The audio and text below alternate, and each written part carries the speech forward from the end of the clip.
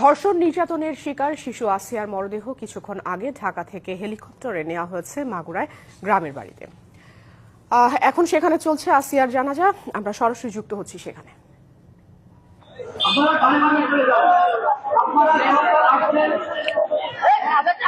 মাগুরাতে কিন্তু আসিয়ার যে মরদেহ, সেই মরদেহ আসে ঠিক 6টা 35 মিনিটে মাগুরা স্টেডিয়ামে, এবং এই স্টেডিয়ামে হেলিকপ্টার, সেনাবাহিনীর একটি হেলিকপ্টারে কিন্তু এই মরদেহটি আনা হয় এবং মরদেহটির সাথে কিন্তু আসিয়ার মা, বোন এবং আত্মীয় স্বজন থাকে। এবং সেই সাথে আমরা দেখেছি যে ঢাকা দক্ষিণের যুব দলের সদস্য সচিব রবি ইসলাম নয়ন তিনিও ছিলেন, সেই সাথে উপদেষ্টা পরিষদের সদস্যরাও ছিলেন।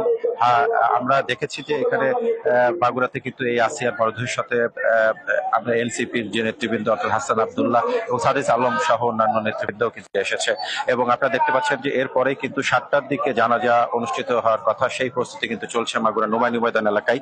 নোমাইনি ময়দান এলাকায় ইতিমধ্যে হাজার হাজার মানুষ কিন্তু চলে এসেছে, এবং বিভিন্ন জায়গা থেকে বিভিন্ন বয়সী মুসল্লিরা কিন্তু আসলে এই হৃদয় বিদারক ঘটনার কিন্তু তারা বিভিন্ন সময় নিন্দা জানিয়েছে এবং তারা দোষীদের ফাঁসি দাবি করেছে। আমরা দেখতে পাচ্ছি যে নোমাইনি ময়দান এলাকায় কিন্তু জানাজা প্রায় শুরু হয়ে যাবে এবং সেই প্রস্তুতি কিন্তু সামনের দিকে চলছে।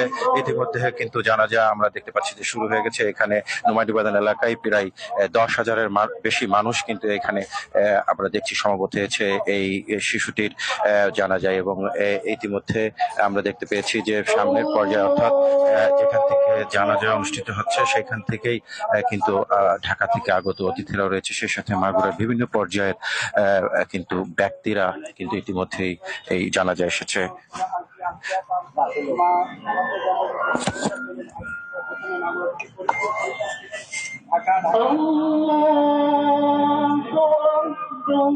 আজকের বেলা 1টার সময় তার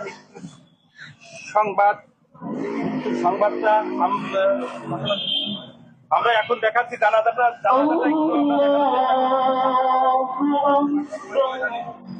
আপনারা সবাই দেখছেন যে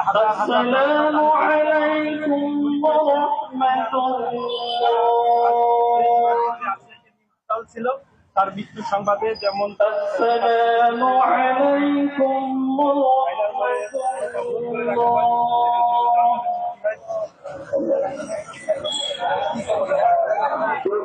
ইতিমধ্যে কিন্তু জানাজা শেষ হয়ে গিয়েছে এবং এখনই আসিয়ার মরদেহটি কিন্তু নেওয়া হবে জারিয়া গ্রামে, অর্থাৎ শ্রীপুর উপজেলা জারিয়া গ্রামে এখনই তার মরদেহটি নেওয়া হবে বলে আমরা জানতে পেরেছি, এবং সেইখানেই তাকে দাফন সম্পন্ন করা হবে পরিবার সূত্রে আমরা জানতে পেরেছি।